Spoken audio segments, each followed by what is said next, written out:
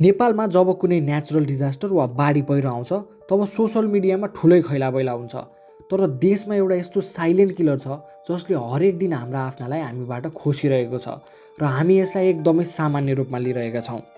नेपाल प्रहरी र युनिसेफको पछिल्लो डाटा अनुसार नेपालमा रोड एक्सिडेन्टका कारण हरेक दिन औसतमा 7 जना मानिसले ज्यान गुमाउँछन्। यो सङ्ख्या सबै प्राकृतिक प्रकोपबाट हुने मृत्युभन्दा झन्डै 5 गुणा बढी हो। नेपाल मेडिकल एसोसिएसनमा प्रकाशित 5 वर्षको रिपोर्ट हेर्ने हो भने 2021मा नेपालमा 20,640 वटा सडक दुर्घटना रेकर्ड भएका थिए। तर 2025सम्म आइपुग्दा यो ग्राफ इतिहासकै सबैभन्दा उच्च बिन्दुमा पुगेर 28,692 पुगेको छ। जब कुनै दुर्घटना हुन्छ हामी तुरुन्तै ड्राइभरलाई दोष दिन्छौँ, तर रियालिटी सधैँ त्यति मात्र हुँदैन। एसियन ट्रान्सपोर्ट अब्जर्भेटरीको रिपोर्ट अनुसार नेपालका जम्मा 17देखि 32% सडक मात्रै आधारभूत अन्तर्राष्ट्रिय सुरक्षा मापदण्डभित्र पर्छन्। यसको मतलब हाम्रा अधिकांश राजमार्गहरू प्राविधिक रूपमै अनसेफ छन्। नेपालका पहाडहरूमा प्राविधिक अध्ययन बिना नै स्थानीय नेता र ठेकेदारहरूले जथाभावी डोजर कुदाएर सडक खन्ने डोजर संस्कृति चलाएका छन्। सडकमा न त प्रपर लाइटिङ छ न त ट्राफिक साइन। यस्तो बाटोमा गाडी कुदाउनु भनेकै आफ्नो जीवनलाई जुवामा राख्नु सरह हो। अब कुरा गरौँ यो सडक युद्धमा सबैभन्दा बढी मार कुन वर्गलाई परिरहेको छ। यसको जवाब हो हाम्रो देशको युवा पुस्तालाई। डाटा अनुसार नेपालमा हुने कुल दुर्घटनामध्ये 58% दुर्घटना केवल 2 पाङ्ग्रे सवारी साधनको हुने गर्दछ र यसमा ज्यान गुमाउनेहरू अधिकांश 15देखि 24 वर्ष उमेर समूहका युवाहरू छन्।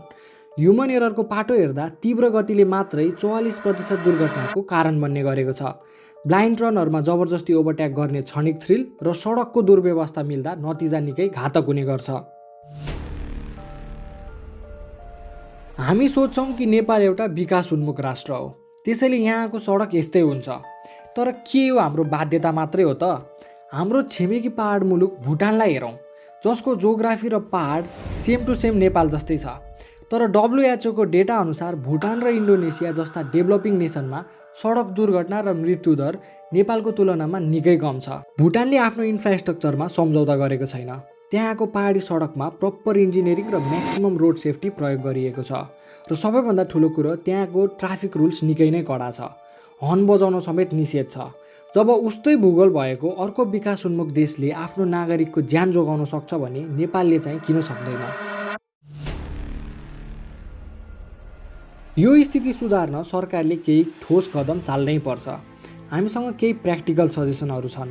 पहिलो, सरकारले बिना इन्जिनियरिङ जथाभावी बाटो खोल्ने डोजर संस्कृतिलाई पूर्ण रूपमा ब्यान गर्नुपर्छ। राजमार्गका तीव्र मोडहरूलाई रिडिजाइन गरी प्रत्येक भिरमा अन्तर्राष्ट्रिय मापदण्डको स्टिल क्र्यास ब्यारियर हाल्नै पर्छ। दोस्रो, राजमार्गहरूमा स्पिड क्यामेरा र अटोमेटिक रेडार सिस्टम जडान गर्नुपर्छ। जसले स्पिड लिमिट मिच्छ उसको लाइसेन्समा सिधै डिजिटल जरिवाना र नेगेटिभ पोइन्ट काटिने सिस्टम हुनुपर्छ। तेस्रो, सडक सुरक्षालाई विद्यालयको करिकुलममै अनिवार्य विषय बनाउनुपर्छ। हाम्रो युवाहरूलाई स्कुल पढ्दादेखि नै रोड डिसिप्लिनको व्यावहारिक ज्ञान दिनु एकदमै जरुरी भइसकेको छ।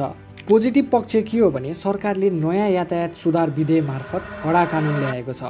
अब यदि कुनै ड्राइभरले कसैलाई मार्ने नियतिले जानाजान गाडीले खिचेको प्रमाणित भएमा उसलाई सिधै मर्डर चार्ज र जन्मकैदको सजाय हुनेछ। लापरवाहीले मृत्यु भएमा 3 देखि 12 वर्षसम्मको जेल सजाय हुनेछ। र सबैभन्दा महत्त्वपूर्ण कुरा, नयाँ नियमले उद्धारकर्तालाई पूर्ण लिगल प्रोटेक्सन दिएको छ। अब दुर्घटनामा घाइतेलाई अस्पताल पुर्याउँदा उद्धारकर्तामाथि कुनै कानुनी कारबाही वा प्रहरी केरकार हुने छैन।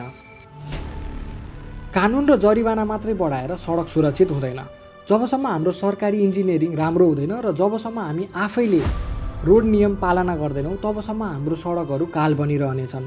तपाईँलाई के लाग्छ?